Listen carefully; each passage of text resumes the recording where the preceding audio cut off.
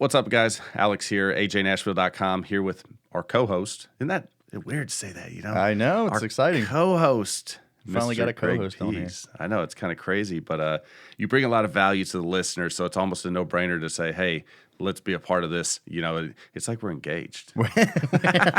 We're engaged on this venture. Right? I love it. I love adding value, and you know, it's always a great opportunity to collaborate and soundboard with you, and hearing what you have to say is empowering for me going through into my next week. Yeah, no, that's awesome. That's awesome, and I appreciate that as well, and likewise.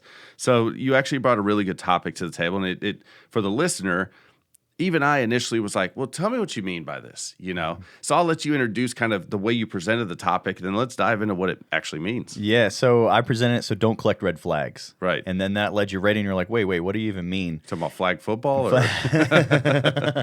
So, flags. So don't collect red flags. So what it boils down to, in any area of your life, we see issues, right? And they're very, very minor. And then we excuse them. Like, so we know excuses are, we make excuses for ourselves all the time, but it becomes even worse. It compounds when we make the excuse for someone else.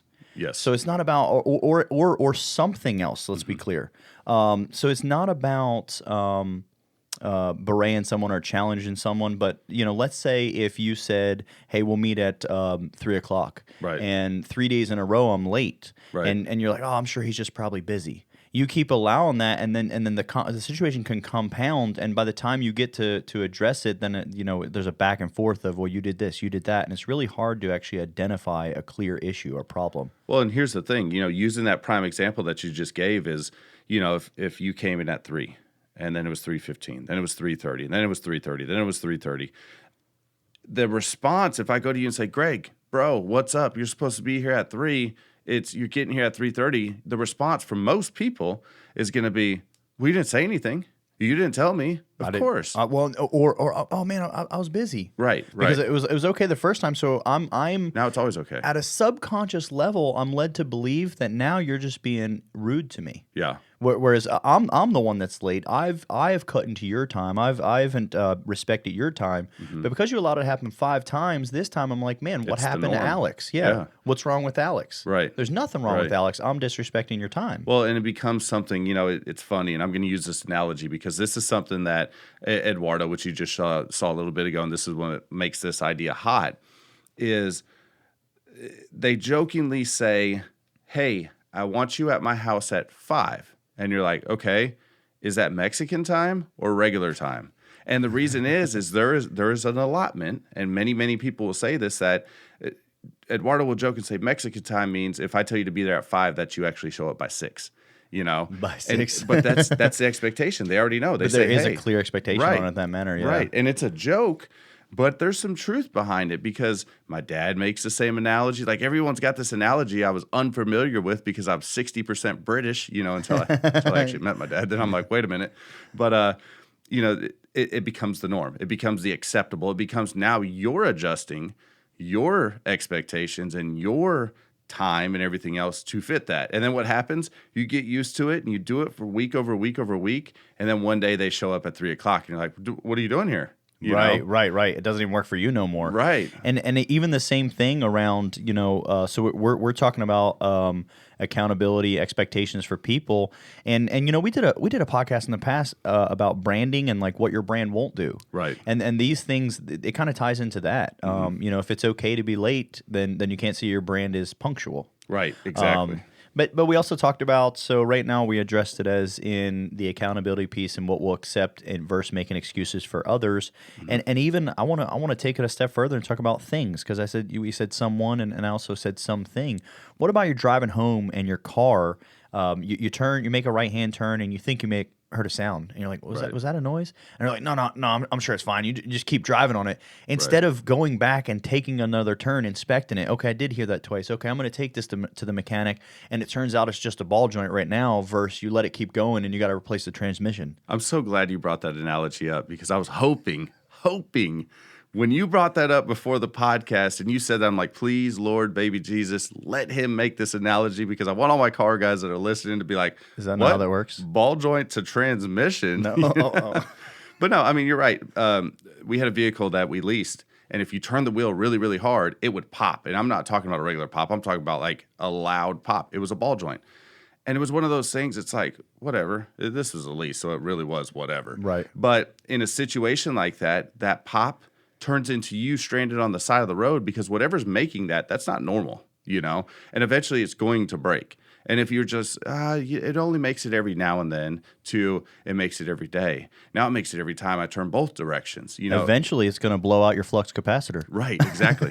88 miles an hour, you know, you're not going back to anything except to the towing yard. Yeah, but you know, again, collecting red flags. You know, Yeah. we instead of, you know, we know not to make excuses for ourselves, although you know, as humans we fail at that sometimes. But again, don't make excuses for other people. It's not Right. about being mean to someone. It's not about berating someone at any level. It's about respecting your time, respecting your schedule, respecting your money, respecting your brand. Because whether you have a logo or not, you are a brand. You're some sort of brand. That's You are that's some absolutely form of right. brand. Yeah, I mean that's 100% correct. You know, just to be clear, the difference between a logo and a brand and marketing. You know, people don't realize that those are all separate categories that are typically viewed as one. Absolutely. You know, people see a specific logo and they're like, oh, here's what to expect from that logo. And the automatic thought is, I know that because that logo. Well, the same thing applies to people. The individual that's always late, you're like, hey, he's going to be late. Why? Because Right. he's always late. Right. He has branded himself as the person that is always late, and there's no getting around that. And as a matter of fact, you may introduce that person as the person that's going to be late to somebody new. So if I had an individual like that, I may come to you and say, hey, man, I want you to meet with this guy. His name's Bob Smith. And by the way, he's probably going to be late, just to let you know. And so you're like, okay, well, Bob Smith's going to be late. And even in that manner, now it's on you if you need to correct and have a conversation. You might have to sit down with Bob and say, "Hey, Bob, I need you to not be late no more." You know, Right. it's hindering my brand when I make the horrible. referral. Yeah. However, let's say you have accepted this from Bob, and so when you refer Bob, you went ahead and presented it right on the front line. See, in that manner, it is my belief that you haven't collected the red flag. You didn't make an excuse for Bob. No, you passed on the red flag. We have accepted that person has accepted that Bob is going to be late. And Yeah. so now it's okay. Now it's not an excuse. It's actually an acceptance, which honestly, Right. my belief is no longer a red flag. Yeah. Because it's not an excuse. And it could be, because when you accepted it, then it was okay with you. And if it wasn't okay with you, then you need to have that conversation. And that's a valid train of thought on that particular issue. You're absolutely right, because it's like, hey, this is what to expect. There's no excuse that's going to arrive from that expectation, because you already know what's going to happen. You know, but the difference is how do you correct that? And is it your role to correct it? That's the other thing. Like, So, and let me dive in on that. Yeah. So, whatever you're not willing. So, Jocko Willing, you know that name? good. So Jocko Willing, he said in, I think it was him, might have been Leif, in Extreme Ownership, it said, when it comes to performance standards, it's not what you preach, it's what you tolerate. Yes. So when do you correct that? When you're not willing to accept that Right. as something you're receiving. Well, and the other end of that is is it a big enough issue where it needs to be corrected? So an example, let's go back to Jocko, where he was talking about the morale patch that they would put on when they get outside the wire. There was a, hey, you can't wear this anymore because of this reason, and that was because they had it on their uniforms at all times. Well, then what they started to do is when they would leave the wire or go through the gate or basically go out to battle, you know, they were putting these patches on. They would literally say over the radio, patches on, and they'd throw the patch on, and that was kind of their morale booster. And it was like, yeah, we got our patches.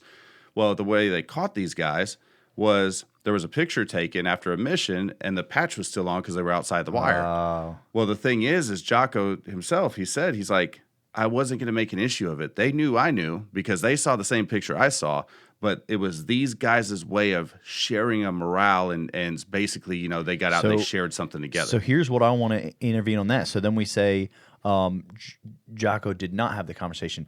But to be clear, Jocko accepted it. He accepted it, but he knew too. It was also one of those things that those guys knew, you don't do this in front of the cat. Correct. The kittens can't play in front of the cat, but once the kittens get away, they can't do what they would normally do, which may be throw the ball of yarn and knock down glasses of milk, but they can play a little bit with the yarn, you know, because it wasn't such a detrimental issue that it was like, hey, you're going to get fired for this. You know, Right. it's kind of like a having trust, a bond. There's a lot. There's a lot. yeah, going there's a on lot behind of that. shit, Yeah. especially in that scenario where these people are going out and they're fighting a war. Like, hey, bro, if your biggest problem when you're fighting a war is you wear a wearing a patch, patch. like you're doing pretty good. Right, You right. know? I mean, there's nothing else wrong. It's just like, hey, dude, you can't wear this 3-inch by 3-inch latex patch. I'm I sorry. mean, it's bad for Marines when we run out of crowns. Right, exactly. You're like everyone's starving. There's those commercials, you know, with the Sarah McLaughlin music in the back.